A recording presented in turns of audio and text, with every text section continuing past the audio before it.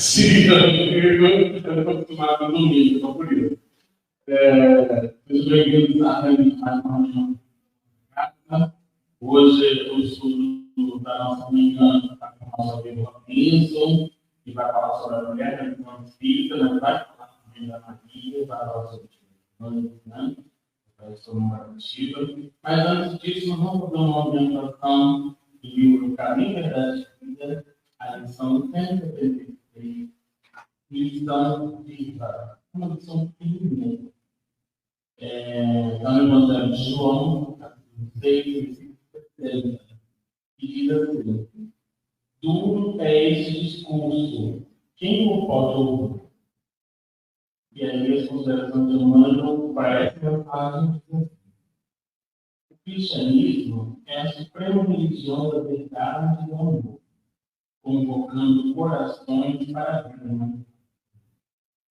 Em vista de religião, traduzir religamento, é primordial voltarmos para Deus, tomarmos o campo da divindade.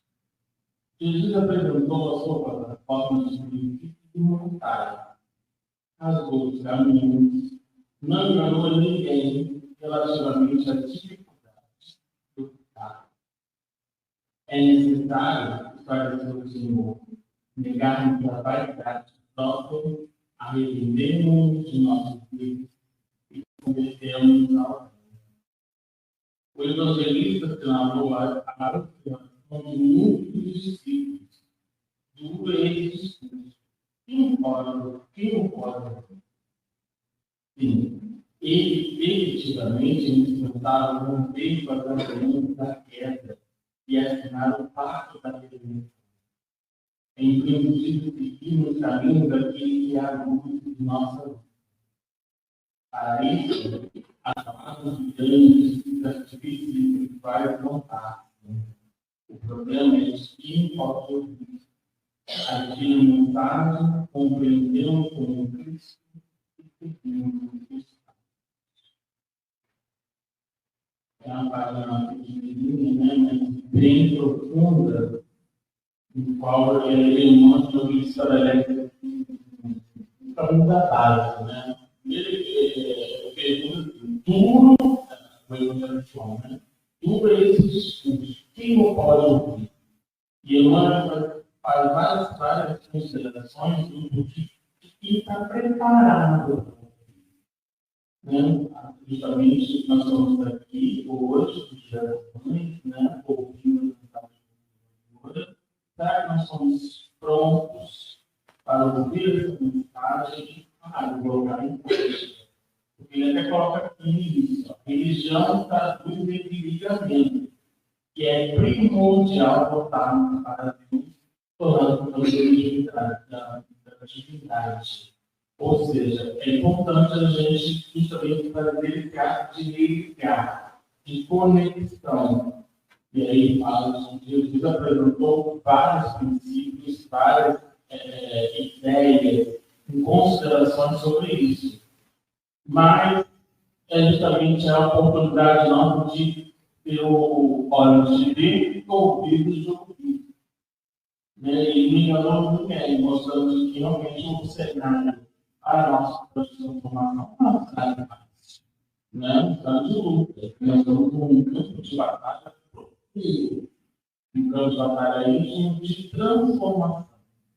Que nos remete justamente a gente querer mudar. Né? Então, querer ouvir. E não adianta nada eu estar aqui estudando, vindo para cá, numa manhã de domingo, e eu não quero informar, eu não quero fazer nada. Não, a gente está perdendo tempo. Porque o objetivo nosso de estar aqui é justamente de que essa palavra que estamos ouvindo é justamente para promover a transformação. E aí ele fala: em despertar um peito a saída da queda e assinar o pacto de redenção. É imprescindível seguir nos passos, caminhos daquele que é a luz de nossa vida. Então, se a gente tem como referência no que Jesus tem dispensado a gente seguir esse caminho. E a gente só vai seguindo justamente no campo da prática no campo já. Né? Então, eu acho oportuno quando eu falo o que de ouvir, a gente justamente traduzir essa mensagem não de uma forma e de uma forma que a gente possa fazer uma conexão de ligar, né? E justamente estabelecer esse contato de relacionamento bem profundo. Cada dia do modelo, acho que eu cheguei aqui pensando. Então, eu achei que importante. Isso é uma lição viva da nossa vida, né? A irmã trabalha pequena, mas muito profunda, para que a gente possa buscar o nosso conhecimento, a nossa reflexão novamente hoje. Então, vamos levar nossos pensamentos. Agradecer ao amigo nosso Jesus, a Ange, amiga, de adolescentes e amigos pessoais que nos acompanham, pela oportunidade de estarmos nessa casa de Xavier, aprendendo um pouco mais das lições do Espírito Santo, para que a gente possa colher frutos e semear essas palavras nos corações de espíritos aflitos, de espíritos necessitados,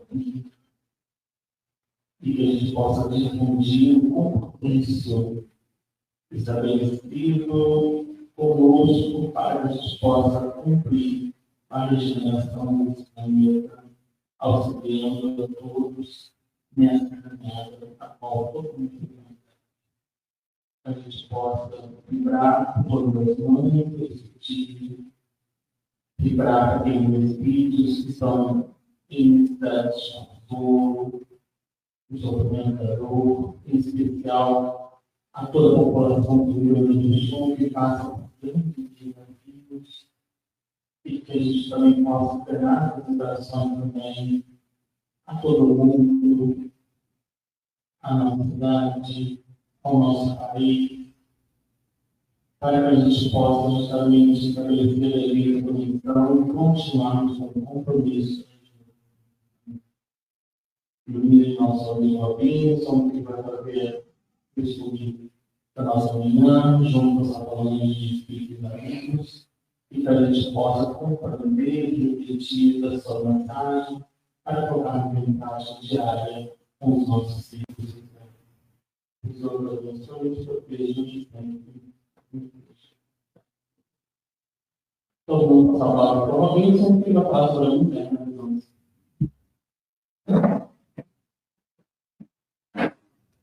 Bom dia a todos. Que a paz do Divino Mestre Jesus esteja nos nossos corações esse dia tão especial para as mães, aqueles que não a têm mais como eu, saudade, né? Dessas grandes mulheres que foram responsáveis, inclusive, por a gente estar aqui, e aqueles que as têm a alegria, né? De estarem ainda encarnadas aí nesse convívio salutar. Bom, como o Felipe nos anunciou, nós vamos falar um pouco da mulher na visão espírita, vamos falar um pouco desse Dia das Mães, como é que isso surgiu, e vamos falar um pouco também no final da maior mulher que já passou na face da Terra, Maria, Mãe de Jesus. Bom, primeiro no Livro dos Espíritos, é curioso a gente observar que, com relação a essa questão de sexo, tem 3 questões na segunda parte do Livro dos Espíritos, do Mundo Espírito, o Mundo dos Espíritos, a questão 200 a 202, que nos diz assim, 200, tem sexo os espíritos? E aí os espíritos superiores respondem, não como entendeis, porque o sexo depende da organização. Organização biológica. São as 2 polaridades que nós conhecemos, né? O masculino e o feminino. Há entre eles amor e simpatia, mas baseados na concordância dos sentidos. Então o espírito é assexuado no mundo espiritual. Mas eles têm concordância de sentidos, de sentimentos, então se amam por isso. 201. Em nova existência, pode o espírito que animou o corpo de uma mulher ocupar o corpo de um homem e vice-versa? É certo, são os mesmos espíritos que encarnam como homem ou como mulher. Na questão seguinte, 202. Quando errante, que prefere o espírito encarnar? Prefere encarnar como homem ou como mulher? Eu tenho muitas amigas minhas que dizem assim, na outra encarnação, não quero ser mulher, não. É muito trabalho, né? Vocês, homens, têm uma vida mais tranquila. Mas nós vamos ver a importância da mulher. E os espíritos respondem Isso pouco importa, encarnar como homem ou mulher. O que o guia na escolha são as provas pelas quais tem que passar. Por quê? Aí Kardec explica. Se nós só encarnássemos na polaridade masculina, só conheceríamos o que os homens conhecem. Se só reencarnássemos na polaridade feminina, conheceríamos apenas o que as mulheres conhecem, do ponto de vista psicológico. Porque, gente, é diferente. Não tem como dizer que é igual, porque não é. É diferente. A psique masculina ela é diferente da psique feminina. Então, não queiram as mulheres fazer com que os homens sejam como elas e não queiram os homens fazer com que as mulheres sejam como eles. Não tem como. A gente tem uma certa forma de pensamento, de raciocínio um tanto quanto diferente. Nós costumamos sempre dizer por aí, o homem ele é um pouquinho mais objetivo com a mulher com relação a algumas coisas. Por exemplo, a gente quando sai para comprar alguma coisa, né?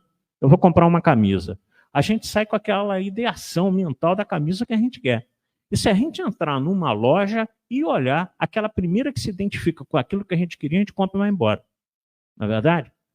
As mulheres entram na loja, experimentam várias coisas, né? Depois sai daquela loja e vai para outra. Né? É natural isso. Então não adianta achar que a gente vai ter um tipo de comportamento igual. Eu costumo dizer que a maioria dos homens eles são monossilábicos. Você pergunta assim, você vai lá na vila? Ele fala, vou. Para o homem, todo verbo é intransitivo. Ele não tem complemento verbal. Vou e acabou. Né? Agora pergunta a vocês, mulheres, vai lá na vila? Vou sim, que eu estou precisando ir na Renner, depois eu quero passar não sei onde, eu vi não sei o que tem não sei onde, e assim vai. Né? E aí acontece muitas vezes, o companheiro, o amigo, o namorado, o parceiro, começa a desligar, porque a mulher vai falando, isso é natural, isso é da natureza feminina. E aí o homem desliga, né? O homem já está pensando em outras coisas, a mulher está falando, né? O que ela vai fazer lá fora. Ela dá a ficha por completo. Né? E aí, geralmente, o homem desliga um pouco da conversa e acontece que, algumas vezes, ela fala assim, você não está prestando atenção no que eu estou falando. Aí complicou. Né? Porque se você falar que está, ela vai te perguntar, então o que eu estava falando? Você não sabe mais. Você estava preocupado com o jogo das 4 horas da tarde, você estava pensando em amanhã você tem que fazer não sei o quê. Né? Aí eu vou dizer uma dica aqui só para os homens e as mulheres, por favor, não ouçam, tá? Então, se acontecer isso um dia, você fala assim, eu só não entendi a última frase mesmo. O que você disse na última frase? Aí ela repete, você pega o fio da conversa e vai embora, né? Vocês, mulheres, não ouviram isso, né? Com certeza. Mas o que a doutrina espírita nos fala com relação aos direitos dos homens e das mulheres? Nós somos iguais. Nós só somos criados em polaridades diferentes. Mas perante Deus nós somos iguais, a tal ponto que, no capítulo 3 do Evangelho segundo o Espiritismo das Leis Morais, em que trata da lei de igualdade, capítulo 9, Kardec não é preocupado com essa questão da igualdade do homem e da mulher, questão 817, são iguais perante Deus, o homem e a mulher, e têm os mesmos direitos? Olha que Kardec já preocupava com isso em 1857, né? Com relação aos direitos das mulheres. Aí esse espírito responde, não otorgou Deus a ambos a inteligência do bem e do mal e a faculdade de progredir? Então, ou seja, otorgou a nós igualdade quando nos criou. Aliás, nos criou todos, simples e ignorante, questão 115 do Livro dos Espíritos, para que todos nós tivéssemos a oportunidade de crescimento, senão ele não seria um Deus soberanamente bom e justo. Mas de onde provém a inferioridade da mulher em certos países? Os Espíritos respondem, do predomínio injusto e cruel que sobre ela assumiu o homem. É resultado das instituições sociais. Nós vamos fazer uma abordagem rápida sobre isso. E do abuso da força sobre a fraqueza. Entre homens moralmente pouco adiantados, a força faz o direito. E nós vemos isso, infelizmente, até hoje. Como homens agredem as mulheres, que acham que é propriedade deles, como muitas vezes, né, esses atos de violência acontecem aí no cotidiano, dentro dos lares. Com que fim mais fraca fisicamente do que o homem é a mulher? Olha que coisa interessante. Kardec se preocupou até com isso. Por que a mulher, fisicamente, ela é mais fraca do que o homem? Para lhe determinar funções especiais. Ao homem, por ser o mais forte, os trabalhos rudes. E à mulher, os trabalhos leves. A ambos o dever de se ajudarem, mutuamente, a suportar as provas de uma vida cheia de amargores. Por quê? Os espíritos já sabiam que a nossa existência aqui no planeta de expiações e provas não é um mar de rosa. Não é. É cheio de amargores. Por isso que Jesus em João, capítulo 16, versículo 33, diz: no mundo tereis aflições, mas tem bom ânimo. O que isso quer dizer? Não desanime, pois eu venci o mundo, dizia Jesus, nos concitando também a vencer as nossas limitações, as nossas inferioridades, que todos nós as temos. Eu tenho falado várias vezes por aí, em várias palestras que eu vou. Quando eu me vejo, depois de quase 40 anos eu estou fazendo esse ano de doutrina espírita, ainda fazendo algumas coisas que eu faço e penso, eu fico, meu Deus do céu, né? Precisando evoluir bem mais ainda. Fragilidade humana, fraqueza, imperfeição, não serve de desculpa, mas é a realidade. A fraqueza física da mulher não a coloca naturalmente sob a dependência do homem, e os espíritos respondem: Deus a uns deu a força para proteger o fraco. É claro que as funções são um pouco diferentes. Hoje em dia nós temos a mulher trabalhando em toda a área que o homem trabalha também. Nós já vemos em todas as profissões assim. Mas é óbvio que a constituição física da mulher, a compleição física da mulher, é menor do que a do homem. Exemplo bem chulo, tá? Bem dia a dia mesmo. A gente vê nas obras aí caminhões descarregando sacos de cimento. Claro que você vê um homem lá descarregar 60 quilos, 50 quilos, que tem alguns sacos de cimento, coloca nas costas e descarrega um caminhão inteiro. A mulher, dificilmente, com raras exceções, vai conseguir fazer isso. Agora, em contrapartida também, as mulheres adoecem, sofrem, resignadas. Homem não. Homem parece que vai desencarnar com uma simples gripe. Homem sentiu febre, bate um desespero. Então a gente não sabe sofrer, como as mulheres sabem sofrer fisicamente falando. Aí eu até costumo dizer, ainda bem que o parto é com vocês. Porque se o parto fosse com os homens, a grande maioria desencarnava. Desencarnava no parto normal. Porque o homem não sabe sentir dor. O homem não aguenta sentir dor, embora seja complexamente o mais forte, né, fisicamente. E aí, na questão 821, Kardec pergunta: as funções a que a mulher é destinada pela natureza terão importância tão grande quanto as deferidas ao homem? Resposta dos espíritos: sim. E até maior, é ela que lhe dá as primeiras noções de vida. Meu Deus do céu, sem as mulheres, primeiro, nós não estaríamos aqui.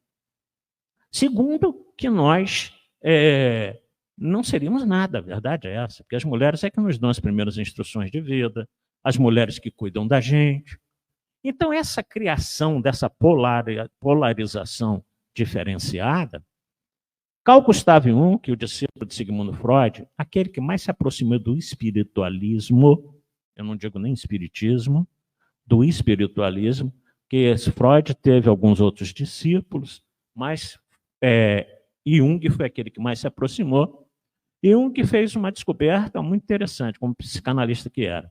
Ele dizia assim: todo homem, geneticamente, tem cromossomos e hormônios recessivos femininos minoritários, a que ele chamou de anima. E toda mulher tem cromossomos e hormônios recessivos minoritários, a que ele chamou de animos. Isso quer dizer que todos nós, homens, temos um pouquinho de feminilidade dentro de nós e as mulheres têm um pouquinho de masculinidade dentro delas. Isso quer dizer também que, conforme nós vamos evoluindo, esse elemento secundário não se perde jamais. E quando nós chegarmos à condição de um espírito já evoluído, de um espírito puro, por exemplo, as duas polaridades se combinam e a gente é um ser humano completo, né? Então, por isso que a gente tem essa necessidade reencarnatória. Então, esse conceito machista que anda por aí com relação às mulheres, bobagem. Hoje encarna como João, amanhã encarna como Maria. Esse conceito feminista também que anda por aí, bobagem. Hoje Maria, amanhã reencarna como João, mudando a polarização, né? Em função de que a gente vive muitas experiências numa polaridade ou na outra, alguns espíritos têm uma certa dificuldade de ajustar-se nessa nova polarização. Mas não é o tema de hoje. Ora, então como é que a nossa história surgiu?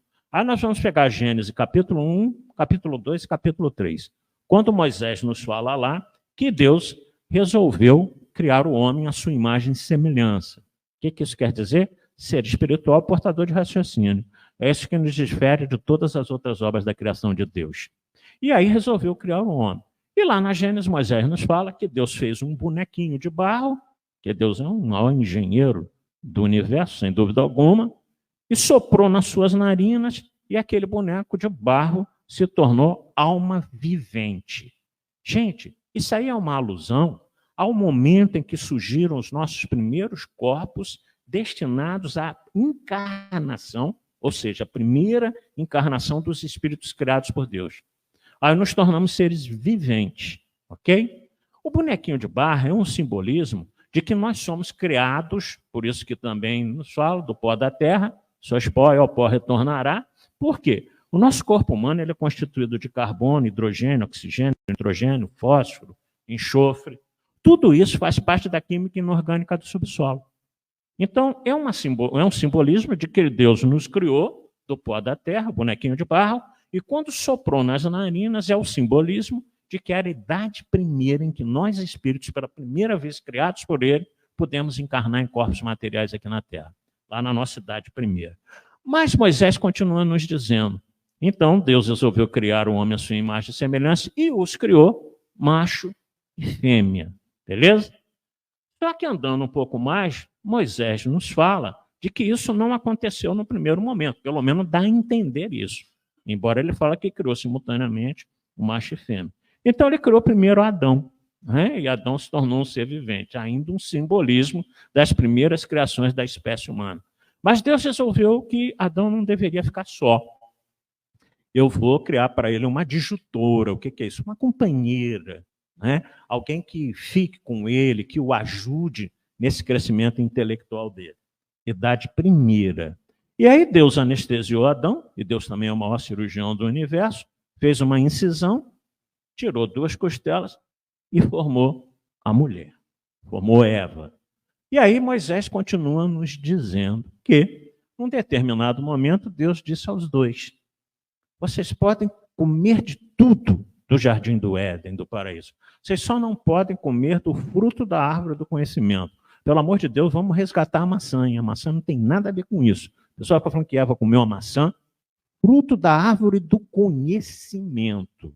E aí acontece, avançando, fazendo um resumo desses 3 capítulos de Moisés, acontece que a serpente chegou para Eva e começou a dizer, pode comer o fruto da árvore do conhecimento. E Eva disse, não, Deus falou que não pode. Sabe por que ele não quer que você coma? Porque a partir do momento que você tiver conhecimento, você vai ser igual a ele.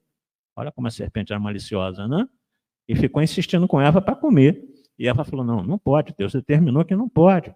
A hora que você comer, você vai ter o conhecimento das verdades e vai se tornar igual a ele. É por isso que ele não quer.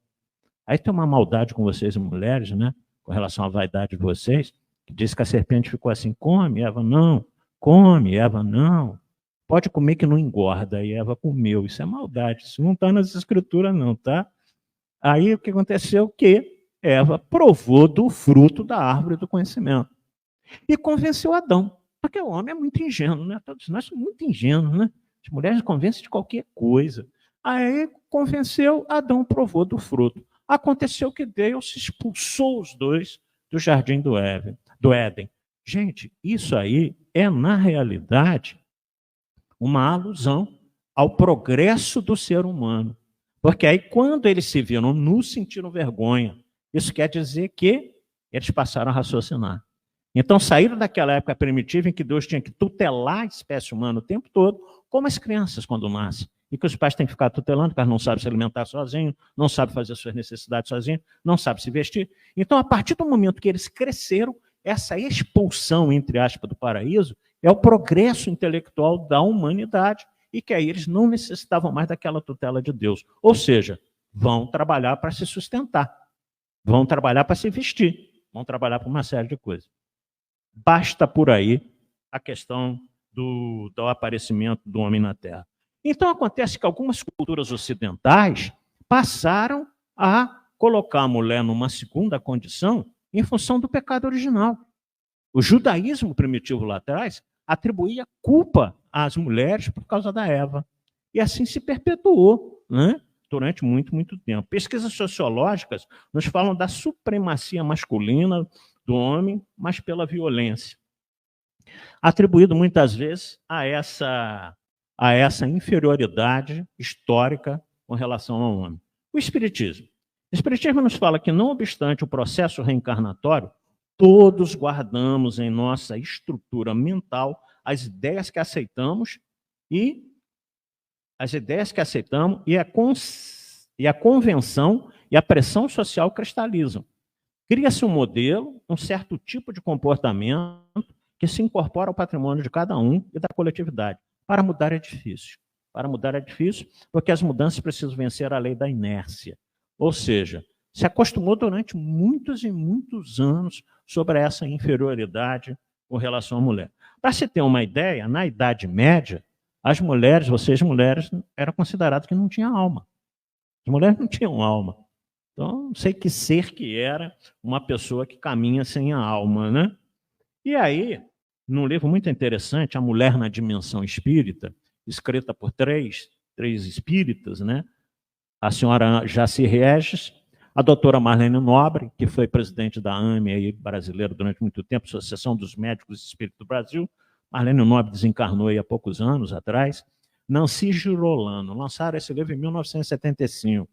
A Mulher na Dimensão Espírita. É muito bom para vocês, mulheres, se interarem. E ela nos diz lá num trecho que todas as degenerações sexuais que possam existir, todos os defeitos, toda a escala de emoções sexuais se manifesta com decorrência do comportamento do espírito, utilizando-se embora os recursos físicos. E aí Kardec, no livro O Céu e o Inferno, é um capítulo em que ele dedica a carne é fraca, para nos mostrar que realmente uma das grandes problemáticas de nós, seres humanos, ainda atrasados, são as questões sexuais. Né? Muitos de nós nos comprometemos ao longo dos anos com isso, e é difícil resolver essa questão. Há pessoas que às vezes nos dizem, olha, eu consigo vencer uma série de viciações, mas a questão sexual é complicada. E é mesmo. Não adianta a gente negar, não. Mas aí, Kardec nos fala lá, no livro do Céu e Inferno, que não é a carne que é fraca, é o espírito que é ainda afeito, ainda apegado a essas questões da matéria. A tal ponto que em 1866, em janeiro, Kardec publicava uma edição na Revista Espírita, um artigo intitulado A Mulher Tem Alma? Por que Kardec fez essa pergunta em 1866? Porque ele analisava a participação da mulher na vida social. Ele via a dificuldade que as mulheres tinham da integração nessa vida social. E Kardec informava que uma moça que se formara em direito na França demoraram demais a dar a titulação dela de bacharel em direito, porque era mulher. Então, eles achavam que ela não tinha direito, embora tenha estudado. E nós vemos a cultura, principalmente desses povos orientais aí, preocupante. O Talibã, que retornou ao governo no Afeganistão, mulheres lá não têm direito nenhum, vocês têm que andar com burca, só, né, olhando no buraquinho lá, naquela telinha, tem que andar atrás do homem, não pode andar nem do lado nem na frente, não pode se manifestar na rua, não pode estudar. As mulheres, para os talibãs, não pode estudar, dirigir, nem pensar, tirar carteira de motorista, nada disso. Então, são até hoje, nós estamos em 2024, seres ainda considerados por eles como inferiores ao homem. Tá? Isso aí, na realidade, é uma deturpação do próprio Alcorão. O Alcorão tem 114 suras, ou artigos como tem, capítulos como tem na Bíblia. Tive a oportunidade de entrar no Google e ler todo o Alcorão, há um tempo atrás. Tá? Então, não é assim, mas é a deturpação desses radicais que existem lá, que colocam a mulher nessa condição. Muito pelo contrário, o Alcorão pega a fraternidade, prega amor, pega a caridade, uma série de coisas. Tem alguns pontos críticos? Tem, mas também não estamos aqui para falar sobre o Islã, sobre o Alcorão. Mas se tiverem a curiosidade de lê-lo, hoje com a facilidade da internet, você tem acesso a tudo. Mas é deturpação. Então, Hamas, Hezbollah, Estado Islâmico, eles deturpam, na realidade, aquilo que está lá.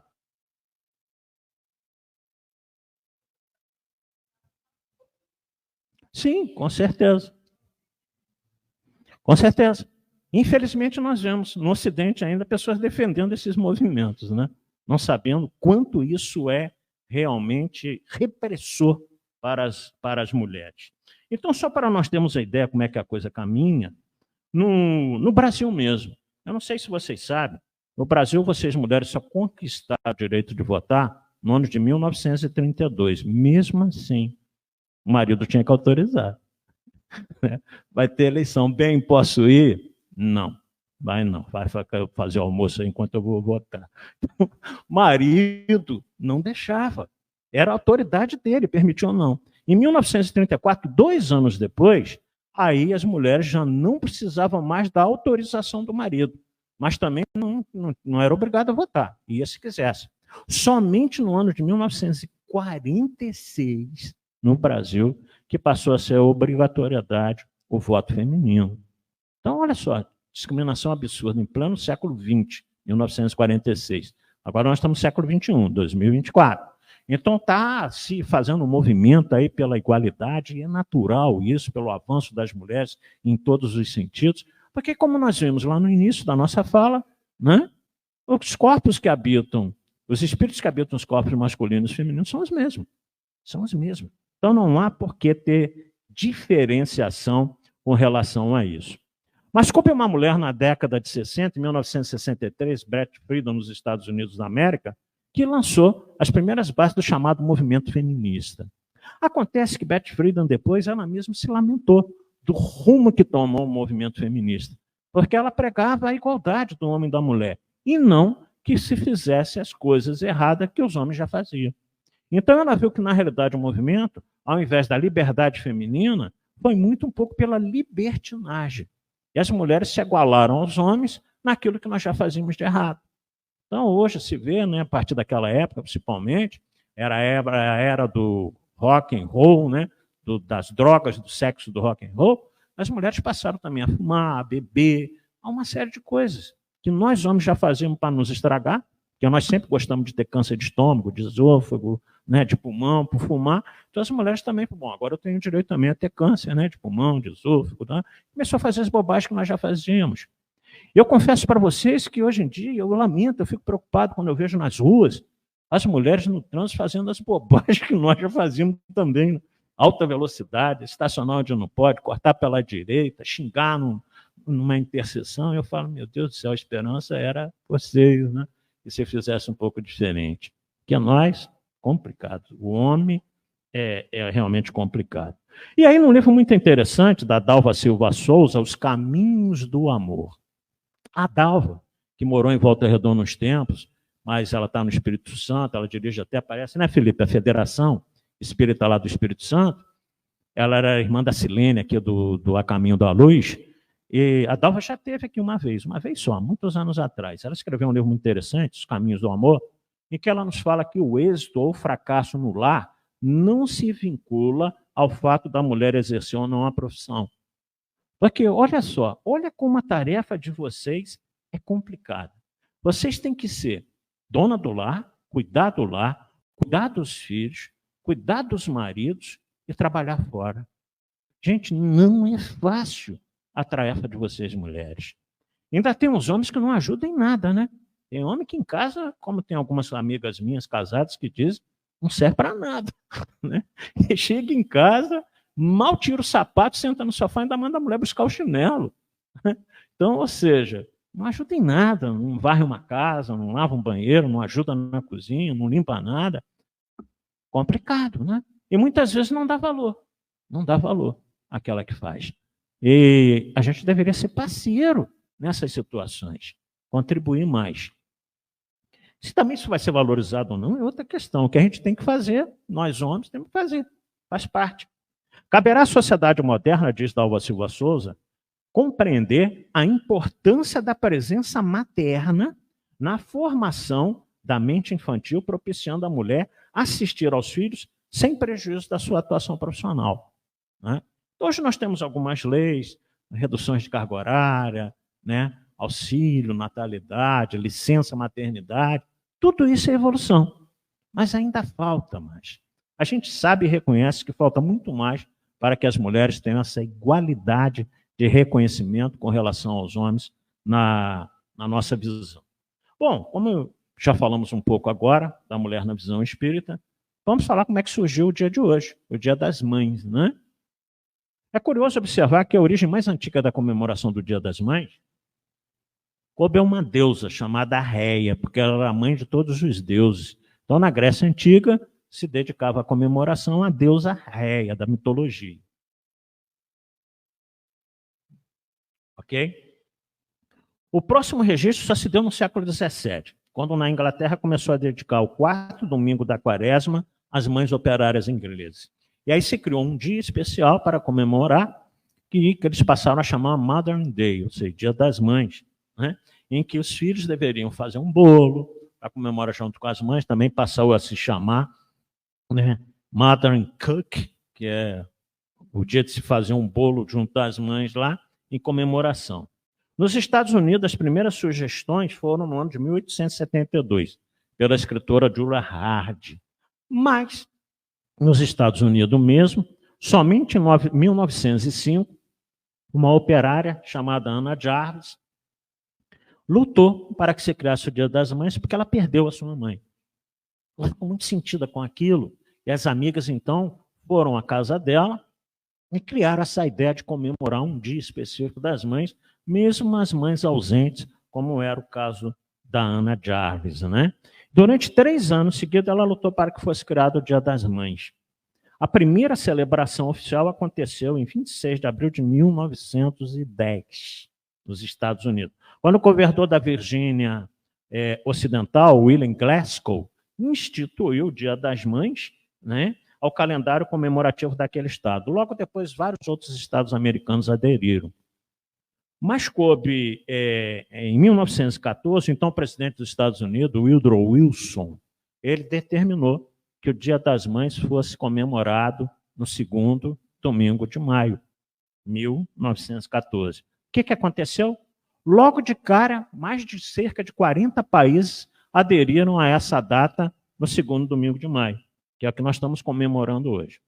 Porém, quando Anna Jarvis percebeu, porque é para comemorar o Dia das Mães, na igreja da localidade que ela morava, ela comprou 500 cravos de brancos para que se ofertasse às mulheres da igreja, e ela queria que aquilo se tornasse uma rotina geral. Só que aí ela começou a perceber que o Dia das Mães se tornou um comércio. O que ela fez? Aí ela lutou no Congresso americano para acabar com o Dia das Mães. Obviamente ela não conseguiu. Ainda bem que não, né? Mas porque ela disse, eu não criei o Dia das Mães para o comércio. Eu criei para que a gente se reunisse com as mães, ofertasse um cravo e tivesse um dia feliz.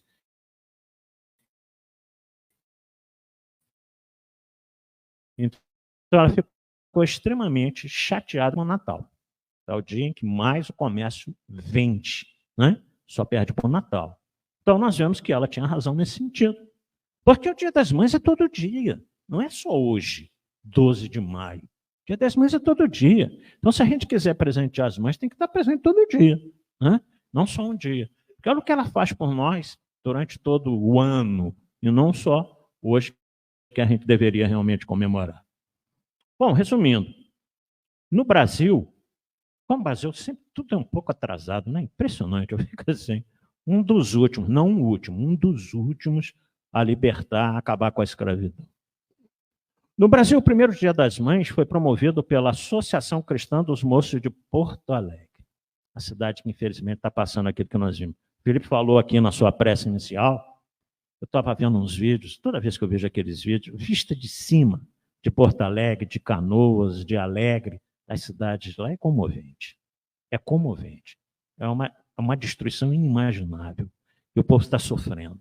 E o povo está sofrendo e a gente fica assim. Que a gente comemore o dia de hoje, junto das mães, é um dia de alegria e tudo mais, que não esqueçamos, como o Felipe disse também, de orar pelos nossos irmãos do Rio Grande do Sul. É uma provação terrível, né? Lamentável. Infelizmente, ainda tem pessoas que brincam com esse tipo de situação, não levando a sério como deveria. Então, no Brasil, o Dia das Mães foi promovido pela Associação Cristã dos Moços de Porto Alegre, no dia 12 de maio de 1918. Em 1932, o presidente, então, Getúlio Vargas, oficializou a data no 2º domingo de maio, em 1932 apenas. Os Estados Unidos já se comemorava desde 1910, né? Getúlio Vargas instituiu, então, o 2º domingo de maio. Em 1947, Dom Jaime de Barros Câmara, cardeal arcebispo do Rio de Janeiro, determinou que essa data fosse incorporada ao calendário católico. Tá? Então é por isso que a gente comemora, é um dia realmente especial.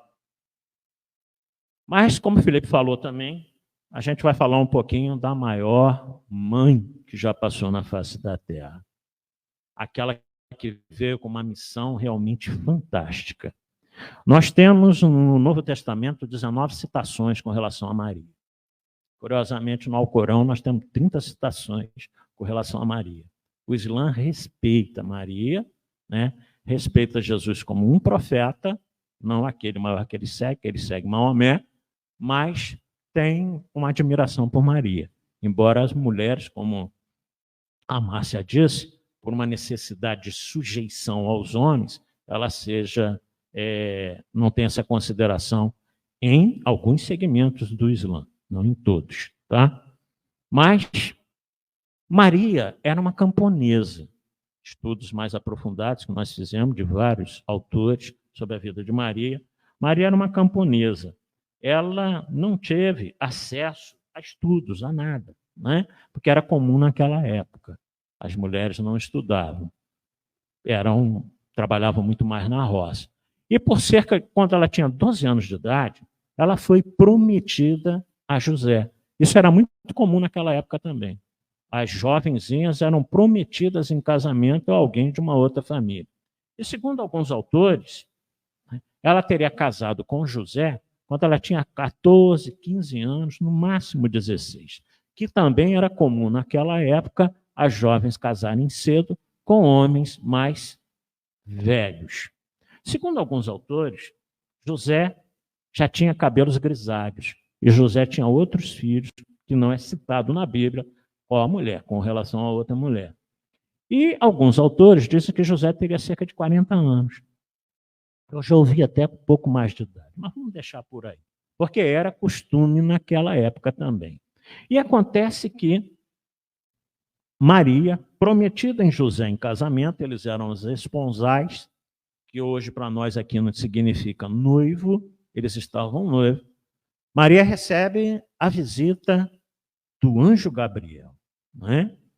Nós temos em Lucas, que nos fala principalmente disso. O anjo Gabriel aparece a Maria, imagina só, ela está noiva de um homem. Aparece a Maria e diz: Maria, não temais, porque achastes graças diante de Deus. E eis que em teu ventre conceberás, e darás à luz a um filho, e por-lhe-ás o nome de Jesus. Este será grande e será chamado Filho do Altíssimo, e herdará toda a terra que o Senhor prometeu. E a sua dominação se estenderá por toda a humanidade. Bendita és tu entre as mulheres. O que Maria responde? Eu fico imaginando o que qualquer uma de vocês responderia. Né? Estou noivo, anjo Gabriel diz que eu vou ficar grávida. Que história é essa, né? Como é que José ia entender isso? Acontece que, narram as escrituras também, que quando Maria disse a José, é natural. José falou, opa, pensou consigo, né? Alguma coisa não está batendo aí. Nós não tivemos relação. Maria era virgem. Nós não tivemos relação. Maria está grávida, né? Não tinha teste de DNA, né? Não tinha nada, né? Apenas uma brincadeira, mas o assunto é muito sério. Anjo Gabriel, o que faz? Aparece a José. José, não temas. Maria encontrou graça diante do Senhor. E conceberá e dará à luz ao Cordeiro de Deus. Porque José, no íntimo, pensava em abandonar Maria. Né? Mas como ele era um homem muito justo, ele não queria que todo mundo ficasse sabendo disso. Né? Maria está grávida, não é de mim, eu vou embora. Então ele intentava, está nas Escrituras, deixar Maria silenciosamente, sem contar nada para ninguém. O anjo, conhecendo a intenção dele, Deus manda um anjo, e o anjo diz, então é ele que não tem mais. E recebesse o filho de Maria, porque era filho do Altíssimo, era filho de Deus. E José, como nós sabemos, aceita e se casa com Maria. Acontece que o rei Augusto pediu o recenseamento do povo daquela época. E Maria estava grávida e eles moravam em Nazaré, na Galileia. Mas José era de origem da tribo de Davi, era judeu. Então ele precisava ir para a cidade na Judéia se recensear. E ele foi em Belém, passar pelo censo lá. E quando ele estava em Belém, vocês conhecem toda a história, o menino Jesus nasceu. Né? O menino Jesus nasceu. E aí, por isso que Jesus, a origem de Jesus, o nascimento de Jesus, também é judeu. José era judeu, Jesus também era judeu. E depois eles iam voltar para Nazaré, na Galiléia. Gente, sabe qual é a distância de Nazaré para Jerusalém? 144 quilômetros. Eles iam a pé e voltavam a pé. Às vezes a gente reclama de a pé na vila, né? 144 quilômetros. Naquelas estradas pedregosas, calor intenso, escaldante deserto, passava pela Samaria, que é uma região desértica, chuva ou faça sol, eles iam e voltavam. Né? E aí acontece que Jesus foi crescendo. E Jesus pediu a José, humildemente, que trabalhasse com ele no seu ofício. Aí algumas traduções, algumas pesquisas interessantes, que nós sabemos, pelo menos nós acreditamos, que José era carpinteiro. Há algumas pesquisas que dizem que em grego o termo utilizado para carpinteiro não é só carpinteiro. José seria um construtor. José mexia com pedra, com madeira e com ferro. Então Jesus era tipo um construtor. A oficina dele era bem recomendada. E Jesus, dentro da sua humildade, começa a trabalhar ali com José. Ele ia trabalhando com José. Até chegar um momento, né, dele fazer as suas pregações. Mas quando eles tinham 12, Jesus tinha 12 anos de idade, eles foram até de Nazaré até Jerusalém para comemorar o dia de Páscoa, né? A passagem, a fuga do Egito, uma série de definições. E aí acontece que, estando lá, nas comemorações, no dia seguinte eles foram embora. Eles estavam, tipo assim, uma comitiva de pessoas andando a pé, de volta para Nazaré. No meio do caminho, passados já 2, quase 3 dias, eles deram falta de Jesus. Porque tinha muita gente, né? Muita gente caminhando. Ah, Jesus está vindo aí com alguém, né? E foi caminhando. Quando chegou em determinado momento, Maria falou para José: cadê Jesus? Estava aqui com a gente. Cadê Jesus? Cadê Jesus? Você procurando, perguntando, ninguém sabia de Jesus. Vamos voltar. Já tinha ido mais da metade do caminho. Voltamos, imagina mais voltar aí uns 60 quilômetros de volta a pé. E quando chegam novamente em Jerusalém, Jesus está ali no templo. Chega lá, ele está sentado, pregando para os doutores da lei. E aí, quando eles chamam ele para ir embora, Maria dá uma bronquinha de mãe nele, né? Fala assim: ué, nós estamos aí caminhando já há quase 3 dias, e você ficou? Né? Tipo assim, coisa que mãe fala, né? Falou nada. Avisou, você sabia que a gente estava indo embora? Aí ele fala assim: mulher, acaso não sabe que eu estou com meu pai? Maria ainda não tinha noção da grandiosidade daquele espírito que era seu filho. Acaso não sabes que eu estou com meu pai? Estava ali no tempo falando dele, para aqueles que precisavam ouvir. Depois Jesus desaparece nos evangelhos desses 12 anos, da pregação no templo de Jerusalém, vai reaparecer aos 30 anos de idade. E aí sim, com toda aquela pregação bonita que nós conhecemos, regimentando aqueles 12 apóstolos para seguirem com ele naquela caminhada da pregação do seu evangelho. Maria ainda não se situara com relação à grandiosidade de Jesus.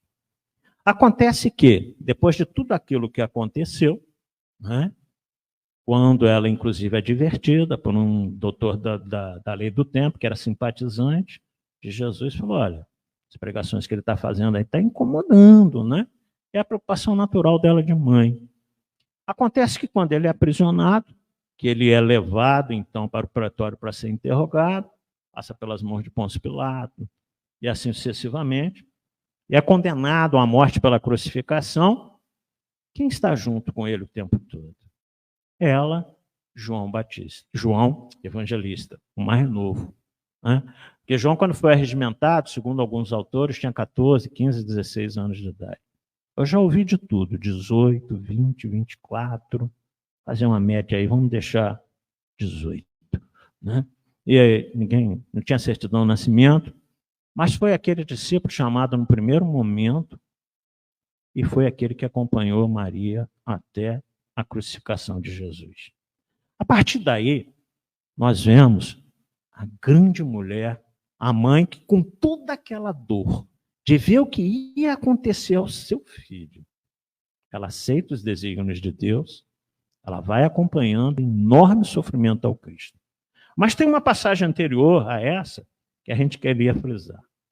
Quando ela estava na festa, provavelmente casamento de Tiago, um dos primos de Jesus, em Canaã, João é que narra isso no capítulo 2, João Evangelista, acabou o vinho. Porque os casamentos daquela época eram uma semana de festa. Imagina hoje você contratar um buffet para bancar uma semana de casamento, né? Um dia só os pais, né, dos noivos da noiva já se escalpelam, imagina uma semana de festa. E aquela semana transcorreu, todo mundo feliz, né? A noiva apresentada ao noivo, na festa, lá junto na festa, os dois lá, e acabou o vinho. E Maria chega para ele e fala assim, filho, acabou o vinho. Aí o que ele diz para ela? Mulher, não sabes que ainda não é a minha hora? Ele ainda não tinha feito chamados, entre aspas, para milagre algum. Então, ali é considerado o primeiro milagre nas bodas de Caná. E o que ela faz? Deu bola não, porque ele falou, tragam aí 5, 6 jarros. Cada jarro tinha 40, 50 litros de água. Bota aí perto dele aí, que ele vai dar um jeito disso aí. Né? E aí Jesus transforma, como nós sabemos, o água em vinho. Gosto de vinho. Pouco nos interessa. Acontece que o dono da festa falou para o gerente da festa, né? Vocês esconderam o melhor vinho? Se viram primeiro o vinho ruim e deixaram para o final o melhor vinho?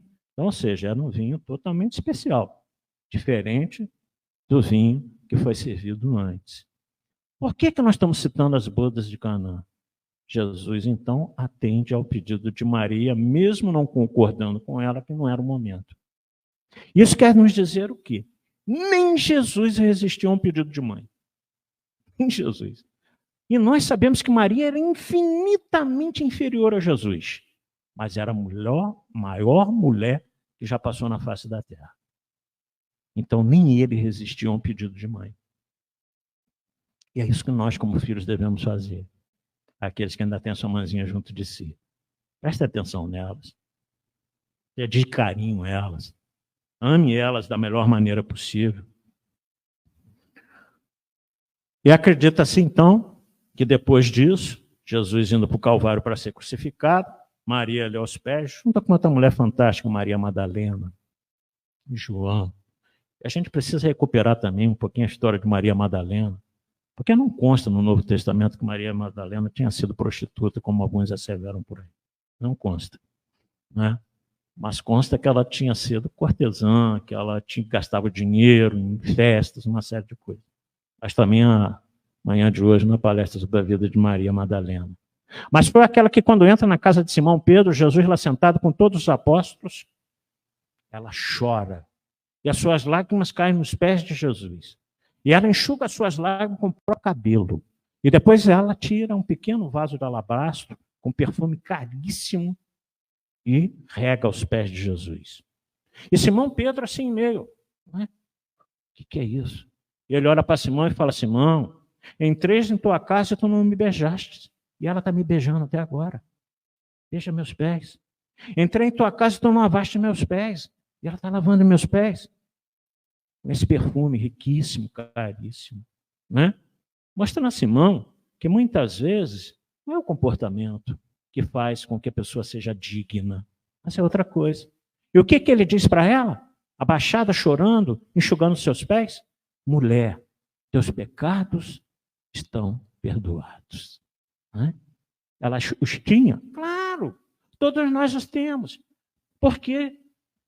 A doutora Marlene Nobre, nessa obra, A Mulher na Dimensão Espírita, nos fala que foi Jesus quem resgatou primeiro as mulheres em praça pública quando é trazida adúltera para ser apedrejada. Ali começou o verdadeiro movimento feminista através de Jesus. Quando ele olha para aquela multidão que queria apedrejar a mulher surpreendida em adultério, na frente vinham os acusadores. Ou seja, aqueles que pegaram a mulher em adultério. Eles eram os que tinham o direito, primeiro, de atirar as pedras. Depois vinham atrás, eu costumo dizer, aqueles que não tinham nada a fazer. Vou lá jogar pedra na mulher lá, está todo mundo indo, né? Vou ajudar a apedrejar ela. Os acusadores é que tinham o direito de apedrejar primeiro. E Jesus levanta, encara aquela multidão de frente e diz: atira a primeira pedra, qual de vocês estiver sem pecado? Eles tiveram coragem? A lição que nos deixa é isso: atira a primeira pedra que eles estivessem em pecado. Quem é de nós que podemos julgar os outros? Nem Jesus julgou. Quem é de nós que podemos sentenciar alguém por um erro da sua fragilidade humana, sendo que nós as temos? Ou se não as temos agora, tivemos no passado, ou teremos no futuro? Saibamos entender e perdoar. Saibamos amar as pessoas como elas são, e não do jeito que a gente gostaria que elas fossem. E Maria vai com toda aquela dor, com todo aquele sofrimento até o Calvário. E assiste ali todo o sofrimento de Jesus. E é tão verdade que Jesus era o Cordeiro de Deus, que eu não falei antes, que quando ela vai visitar, logo depois da anunciação do anjo Gabriel, ela já estava grávida, então, ela vai visitar Isabel, sua prima. Isabel tinha 6 meses de gravidez de João Batista. E quando ela entra na casa de Isabel, Isabel diz a ela: bendita és tu entre as mulheres e bendito é o fruto do teu ventre. João Batista sacode no ventre de Isabel, afirmando, né? Confirmando que ela era bendita. A oração da Ave Maria, só para a gente não deixar de falar, a oração da Ave Maria, ela surgiu no século XII, por volta de 1100. Nos mosteiros da Europa, começaram a entoar cânticos a Maria. A primeira parte da oração é a anunciação do anjo Gabriel. Então, a primeira parte da Ave Maria é, né, que ela é cheia de graça, o Senhor é contigo, bendito és tu entre as mulheres, bendito é o fruto do teu ventre. Isso foi Isabel quem disse. A segunda parte: pesquisei de tudo quanto é jeito. E a gente só chega à conclusão que ninguém sabe qual foi a segunda parte, que surgiu tempos depois, é óbvio, né? Não se sabe onde é que apareceu a segunda parte. Nós espíritas, o que fazemos na segunda parte da oração da Ave Maria? Né?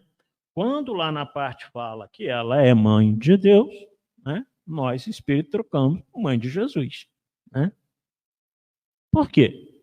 Ela não pode ser mãe de Deus. Aí aquela questão da Santíssima Trindade, da Igreja Católica, também não estamos aqui para discutir isso. Isso é problema deles. Né? Mas, por isso que nós espíritos substituímos, porque Deus não tem mãe. Deus é eterno, Deus criou tudo, inclusive Maria. Então é por isso que quando a gente ora, né, Santa Maria, mãe de Jesus, porque ela é mãe de Jesus e é a mãe de todos nós. É a mãe de toda a humanidade. Embora os nossos irmãos protestantes das chamadas igrejas da Reforma não se refiram a ela em momento algum, porque acreditam que os católicos endeusam Maria como Cristo. Isso não é verdade, que eu já conversei com vários católicos, trabalhadores na igreja.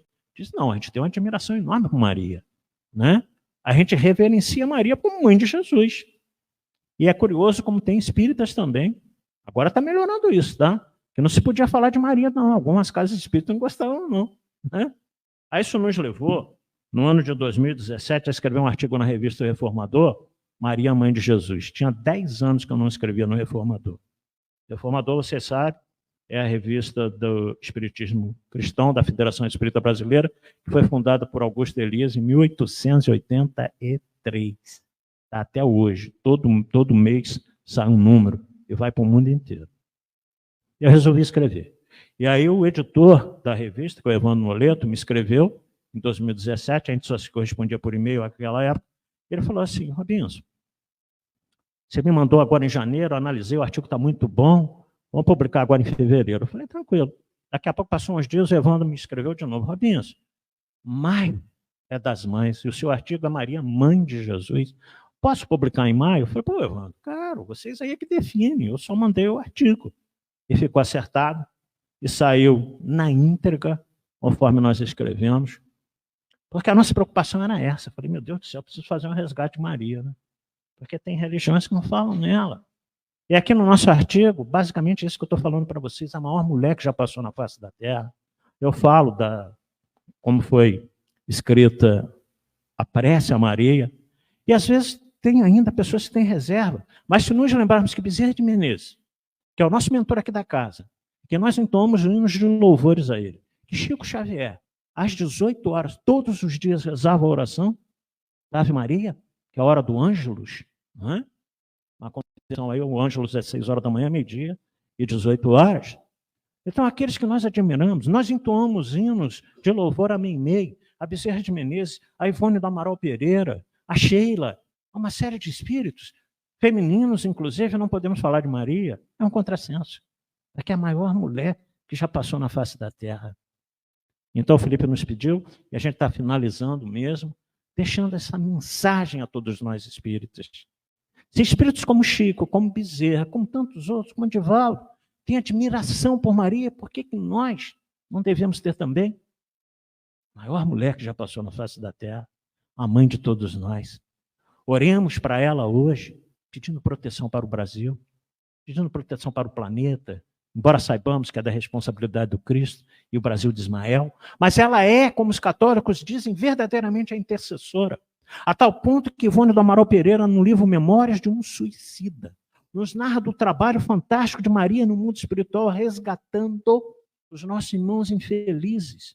E há no mundo espiritual um hospital com o nome dela, Maria de Nazaré, em que ela se serve de auxiliares chamados Legião dos Servos de Maria, para ir resgatar os nossos irmãos infelizes que se suicidaram, e tantos outros espíritos infelizes. E quando ela está para desencarnar, finalizando mesmo a nossa fala da manhã de hoje, e quando ela já está para desencarnar em idade, quem vem buscá-la pessoalmente, está no livro Boa Nova, último capítulo, Maria, que Humberto de Campos, através de Chico Xavier, dedicou a ela, o próprio Cristo. E quando ela olha os furos dos pregos, e ela olha para os pés, já quase sem voz, e vê também os furos nos pregos de Jesus, ela diz, meu filho. Ele diz, mãe, amando do Pai, eu vim te buscar. Para que tu entres no meu reino e sejas a rainha dos anjos.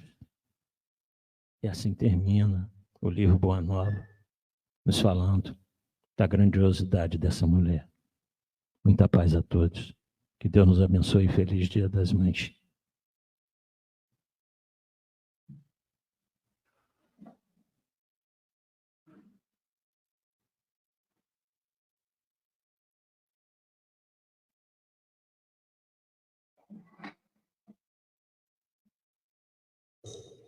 Agradecemos ao Wilson pelo estudo da manhã de hoje, aproveitando já desejando feliz Dia das Mães a todos. Não é muito dia, né?